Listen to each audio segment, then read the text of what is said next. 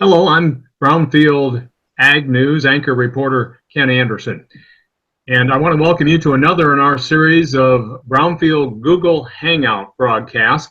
Today we're going to focus on Nebraska as we talk with Dave Warner, who farms near St. Edward, Nebraska, and Kevin Keller, who is a DEKALB Asgrow technical agronomist in Nebraska. Well, Dave and Kevin, I want to thank you for joining us here today. We're going to cover several topics here over the next 20 minutes or so, including highlights from this past growing season, harvest results, and planning for 2017. So let's go ahead and get started. Dave, we'll start with you out there at St. Edward. If you would, give us an overview of your farming operation. Morning, Ken. Good morning, Kevin. How are you guys today? Doing good. Good. I just want to give you an overview of our farm. I farm with my uncle and my cousin. We farm about 2,400 acres. We're in a corn and soybean rotation on all of it. We farm in the valley from right south of Albion here all the way to about 3 miles south of St. Ed. So we have some very good ground that we work with. We have a little rolling hill ground, but a lot of it's on the flat valley here. And irrigated? Yes, we are mainly irrigated. We have, I would say, probably only about 300 acres to 400 acres of dry land. Everything else is under pivots or a little bit of gravity. Kevin, let's talk about growing conditions this past season and talk about some of the challenges that farmers in Nebraska faced in 2016. Well, that's a great question. I'm not sure if we can use the term normal year anymore. It certainly seems every year definitely throws different conditions at us. But, reflecting back on this year, we look at the planting conditions earlier this season. We started off wet, but maybe a little bit warm. That drastically changed as we kind of wrapped up maybe corn planting, soybeans, things cooled off quite a bit. Definitely pressured maybe some emergence situations out there.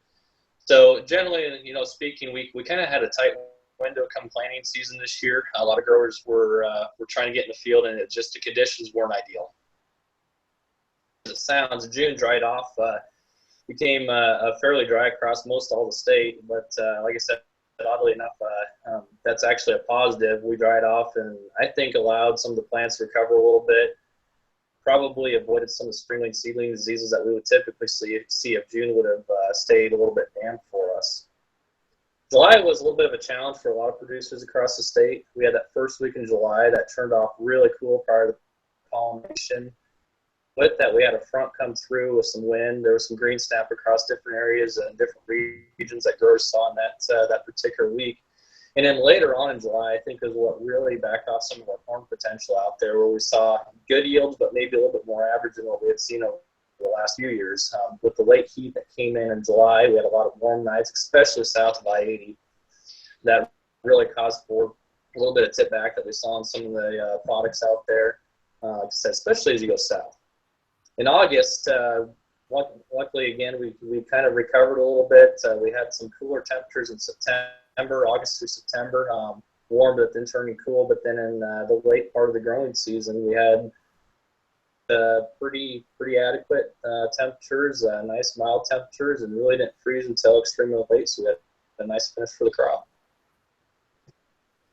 Well, Dave, if you would talk about growing conditions in the area you farm in there and any challenges that you face this year. Well, like Kevin said, we faced a lot of challenges. Early on during planting time was a big challenge for us. We get going planting, and we tried to start planting early this year in the first part of April, and we planted for like 2 days, and then we got about an inch of rain, and that held us out for like 6 or 7 days because it stayed cool and we couldn't get any drying going on. And so we were out a very long time in my book for us to get into the field. And once we did, we start going again, and all of a sudden we get a drizzly day or we get a cool day, and that'd take us right back out of the field again. Our planting dates went from the first part of April all the way till probably about May 17th. And that, we like to be done planting in 10 days if we can. And, it's just kept us so far behind.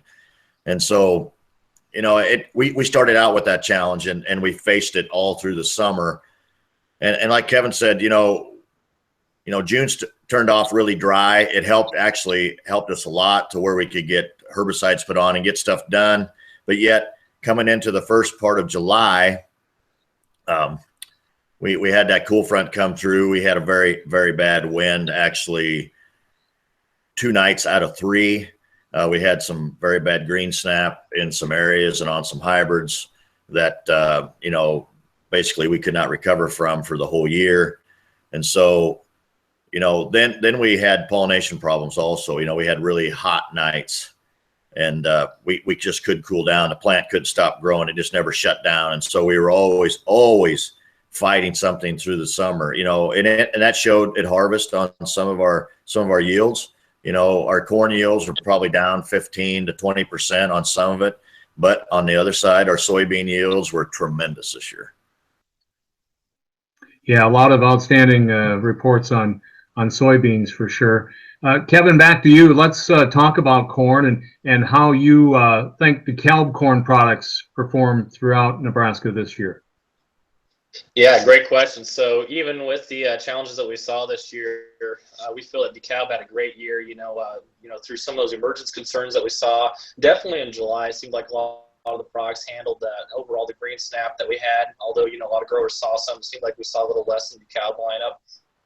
And even with some of the pollination issues out there, it seems like we saw a little bit less. The probably highlight thing. We had a great year with some of our brand new products that we launched in our 2017 class, products from 106-day to 120-day that really shined out there this year. We saw about a 70% win rate over a lot of competitors, and about an 8-bushel advantage. A lot of that comes with the plant health, the green snap tolerances that we saw in those products, and just really the way that they were able to handle the fluctuation in temperatures, especially through July. Consistency is what a lot of growers are talking about now, especially with commodity markets and things being a little bit tighter. They definitely want to manage risk going into next year. So there's a couple of products that we've had existing in the lineup that have definitely met those needs for a lot of growers. DKC Rib Brand Blend, and DKC 6069 Rib Brand or Rib Blend Blend is a great example of that. It's a 110-day product that we've had for the last couple of years, excuse me. And those products just continue to be very consistent across soil types, different environments, all the way from northern Nebraska, south, and east and west. Just very consistent across growing environments and has the plant health to hold up against a lot of our key diseases. Another product that's 113 day is DKC 6360 Rib Brand Blend. That product, when we look back on this year, was really elemental in the way that it performed. It had a very strong emergence. It's one of the first products out of the ground, so some of those conditions we saw back in April really helped that product out against maybe some of the other products out there. Overall, its green snap tolerance is very high. I don't think we saw any green snap in that product across the board, which was kind of rare this year with all the winds we did see in July. And then the late plant health on it was, really helpful in that late season part, especially the guys that had prolonged saturated soils. We saw a real good standability late with that product to allow a better harvest. Dave, let's talk a little bit more about the performance of your DEKALB corn. As you were saying, Mother Nature threw about everything at you this past year. So how'd you feel about the crop? That's one thing. Our DEKALB corn was very, very good. I own a crop consulting business, so we're watching corns all across this area, and our DEKALB corn is especially the emergence was tremendous on it. We had great stand after planting, where some of this corn laid in a long time before it come up. That corn come out of the ground. It was absolutely beautiful looking corn as we went through going into the V5 area. I'm very excited about the DEKALB's lineup. They have a lot of good corns in there, and what we planted from them was tremendous. We had some high yields. We had a field of that went in the 260s for an average. 6360 was probably our best corn by far. Well, let's talk about soybeans now. Kevin if you would give us an overview of Asgrow soybean performance in Nebraska this year. Yep, great question. So Asgrow came off a really good year this year. We've got two different lines that we're looking at now. One with the existing Roundup Ready to Yield soybeans that a lot of growers have been planting over the last few years, and then a new line of soybeans that we just launched last year a little bit, but this year a little bit broader commercially, which would be the Roundup Ready to Extend soybeans. And with the Roundup Ready to Yield soybeans, those have been great performing soybeans. We still see great performance in those. Three products in particular: AG 2431 Roundup Ready to Yield, AG 2733 Roundup Ready to Yield, and AG 3432 Roundup Ready to Yields. We saw several reports and several weight checks where we had growers bring in over 100 bushel an acre with those soybeans. So just outstanding performance, even on a year where we saw top end performance across the board. Those products seem to bring even greater performance.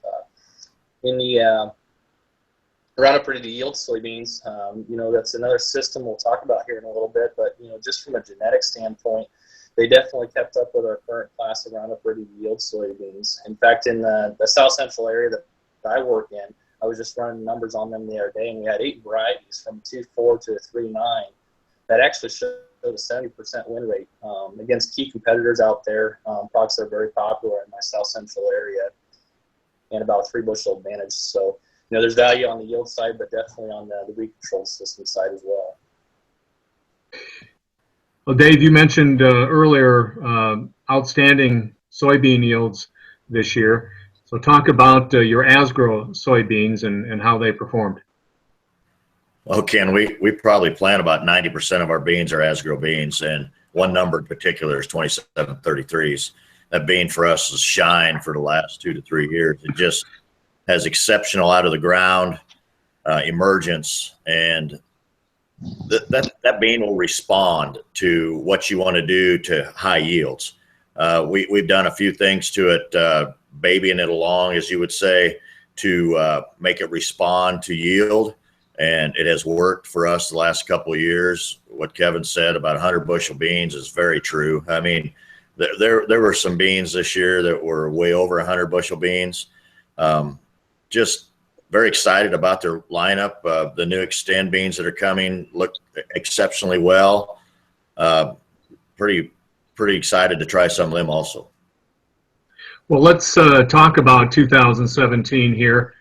Kevin, understand DEKALB is going to introduce DEKALB Disease Shield corn. So give us an overview of that product lineup, if you would. Yeah, absolutely. So the DEKALB Disease Shield products are really a reflection on our breeding efforts over the last several years, looking at our key diseases as we come across the Corn Belt, but I would say even especially in Nebraska. So when we look at those 5 diseases, we look at gray leaf spot, stalk rot, southern rust, northern curve leaf blight, and then Goss's wilt, of course. So when we look at those 5 ratings, we want to make sure that we have a 4 better rating with those products, that they are essentially products that really stand out across all 5 diseases, for a lot of corn growers out there. And it's really about a package as well. So it's not only the germplasm, but it's also the seed treatment that we put on those products as well, with that elite seed treatment that includes enhanced disease shields. So when you look at what that is, the boil, really a superior protection against insects, corn nematodes, and also seedling diseases, and even later season diseases that we saw an improvement with fusarium. So it's really about a whole health package and really reducing risk overall for the grower. Let's talk some more about Monsanto's XtendiMax with Vapor Grip technology dicamba herbicide, which has received EPA approval and pending state approval. So as I understand it, Nebraska farmers will be able to spray it on their Roundup Ready to Extend soybeans in 2017. Kevin, how will that provide Nebraska farmers with a new weed control tool? Yes, so just like the DEKALB Disease Shield, we're definitely looking at this as a systems approach. So matching up germplasm with the new weed control option with the Roundup Ready Extend soybean class. When we look at that, it's an additional mode of action we haven't seen being able to apply to soybeans before. So with that DEKALB piece, it's a growth regulator herbicide. With that, we do package that herbicide into an XtendiMax with vapor grip technology. What that means is it's a low volatile herbicide, is extremely low volatile. And with that program, there are only going to be certain chemistries that are approved to spray over the top. And the biggest thing is that is the registration of those products that meet the volatility needs and the crop safety needs that we're looking for. System up front, growers will be able to put down the XtendiMax with vapor grip as a burn down. We do see roughly a 2-week residual with that product up front early in the season. So that's one thing that's a little bit different is we don't need to water in that chemistry to see an effect on early emergence and some of our tough to control weeds, where some of the other pre-emerge products out there we do. So it's a great companion with some of those other pre-emerge products that do need to be watered in, as both. And then in season, we can use a pound of that product in season at a half-pound rate each time. So 2 passes, up to 2 passes later in the season to help with some of those tough to control weeds.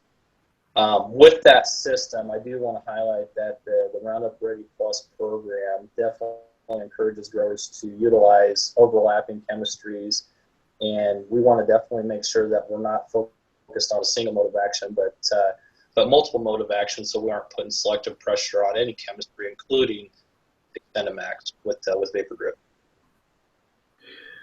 Dave, how about you? As you look forward to 2017 now, talk about what you learned this past year and maybe what you might be changing up going into next year. Well, Ken, 2 years are not alike ever out here, so it's pretty hard to take last year and decide what we're going to do this year as far as chemistry-wise, But, Mother Nature never gives us really good handle on early season planning. She always decides that she wants to put a cool spell in there. So, with that, there's the other thing is the markets, where we sit in the market area. At our farm, we'll probably go back to more beans this year. We're heavy on corn last year, but we're probably going to go more beans this year just to get us back into a 50-50 rotation. We definitely will plant more DEKALB and more Asgrow. It's just been superior over everything else that we have done. We're very, very happy with what we've seen with their products. It's just going to make a difference on where we are come after the first year with our markets. And I'll tell you, there might be some guys that are locking in some stuff this year going into next year just for that reason. Prices right now are pretty good. As you and I talked earlier, you can actually make a little money on beans right now, but corn it's a tough one right now on corn. Yeah, a lot of things to consider going into next year from that standpoint for sure. Kevin, kind of based on this past year, talk about what you would like farmers to think about when they make their seed decisions for 2017 and kind of what's top of mind there as we head into the next year. Absolutely. So, right now is a great time to review data from this prior season. A lot of growers are, have the combines parked in the yard or in the shed and are doing that currently.